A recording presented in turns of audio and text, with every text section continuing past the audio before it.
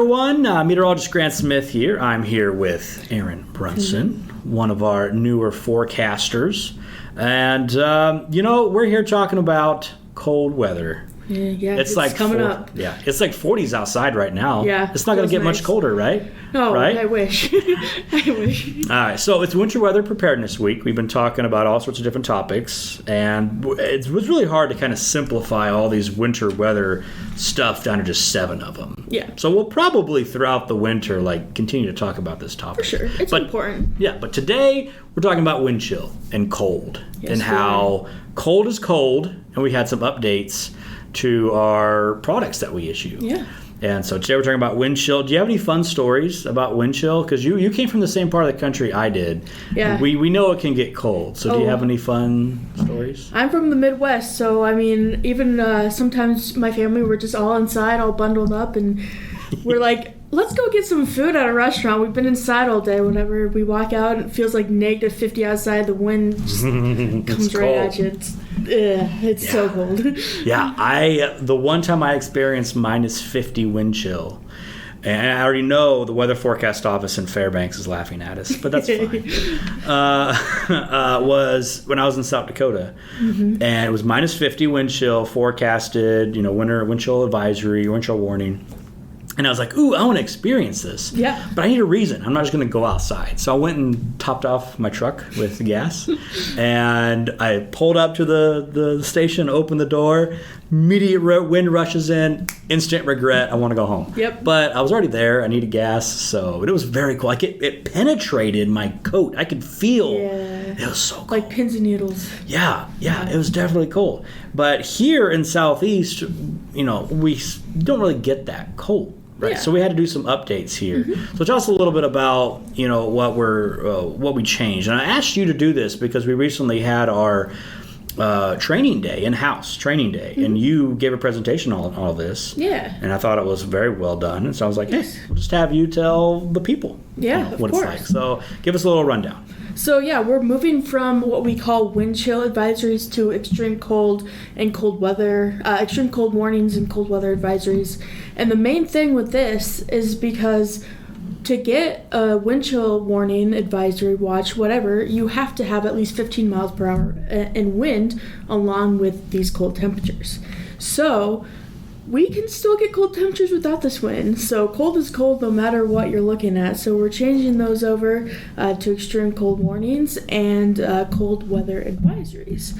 Okay, so, and this change was made because climatologically, we've seen cold temperatures, not just in Southeast, but I mean in the rest of Alaska, and I think the rest of the Weather Service too. They're making this change. So this isn't just a local thing. We've seen these cold temperatures where we should have a product out, but we didn't have the wind. So it's like, what do you do? Yeah. So this kind of simplifies that, it sounds. Yeah, it definitely does. Like you said, it's based off climatological data. So what we're looking at here is any area that you've seen a temperature from 1 to 7 times a year, that's going to be weather advisory.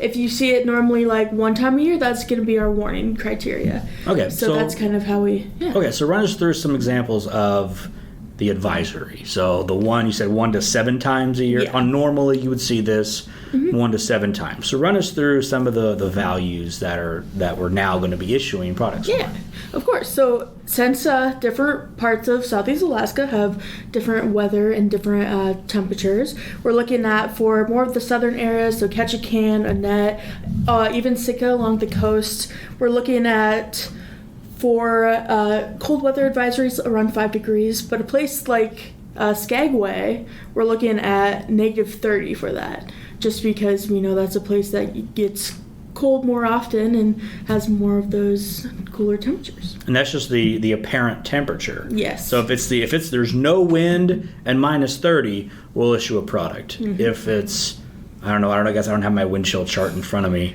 But if it's like, oh wait, we have one here. Ha-ha! Found one. So, but like for Skagway, if it's, let's see here, where's like a minus 30? Here we go. So if it's minus 5, oh, here we go. Let's find like a 10 mile an hour wind and minus 15. So the old way, if it was minus 15 but only 10 mile an hour wind, we wouldn't have issued anything. Exactly. But now we will, because now we don't have that wind threshold. Okay, so I'm seeing the difference. When I was looking at some things too, I was seeing sometimes we had like negative 25 degrees and wind was maybe 5 miles per hour. That doesn't meet our criteria. So people are still getting chances of frostbite out there, but no warning or advisories out. Okay, so run us through some of the warnings. Yeah. What will be the one time a year? Yes. Kind of threshold climatology. Usually, normally one time a year is okay. where we'll see these.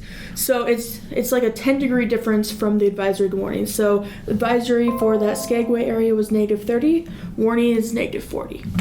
I guess you go down. It's negative 40. But yeah, so then for, like I said, that Sitka, Ketchikan area, Metlakatla, you're looking at negative 5 then instead of 5 degrees.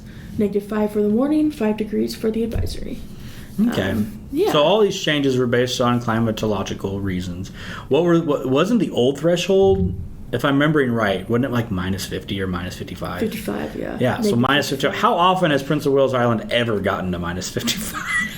I was looking through things, and the only places we've really had these warnings before is Klondike and Skagway. That's the old threshold. Yeah, that's the old threshold. But now we'll be able to get more warnings out and advisories and let people know that there's going to be cold temperatures that could affect them, and frostbite can happen in as quickly as 30 minutes. So yeah, whether or not there is wind or not. So it's cool. This is a good update, I think. Probably means more work for us, but I think we'll be able to manage. Oh, yeah. So, all right. Well, thanks for coming on and explaining these things, allowing me to ask a little more questions. Because I was a part of a webinar, but I was also on the forecast desk, so I was like half paying attention. So it's good you come on and explain some of this. So thanks for coming on.